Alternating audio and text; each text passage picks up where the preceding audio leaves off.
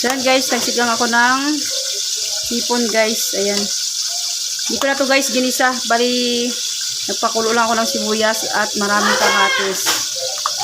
Ayan, nilagay ko na, sinabay-sabay ko na ang sitaw, okra, hipon,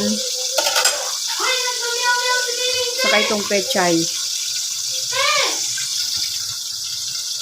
Tapos naglagay ako ito guys ng patis, bitchen guys, at saka sinigang.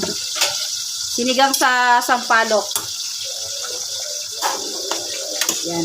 Yan lang guys ang halo ko guys. Sinigang sa sampalok, bitchen, patis, yan. Depende naman sa inyo guys. Kung gusto nyo naman magdagdag dito ng ibang seasoning, pwede naman. So yan, goods na to guys. Kung natin masyadong palutuin ang gusto yung ating mga veggies kasi pangit naman pag overcook. So ayan guys. Dahil lang natin maluto lang ating pechay. Yan guys, goods na to. Ayan, luto na yung ating sinigang na hipon guys. Yan. Yan guys, oh. Yan.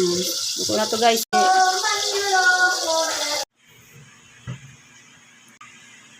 So yan guys, nagpiting na ako. Yan ang luto ng aming sinigang na sulpo or hipon. So yun lang guys. Thanks for watching. Please like, comment, share, and subscribe. God bless us all. Thank you Lord sa blessings. Nabili ko to guys pala kanina sa naglalako. Yan. Nabili ako ng halagang 180.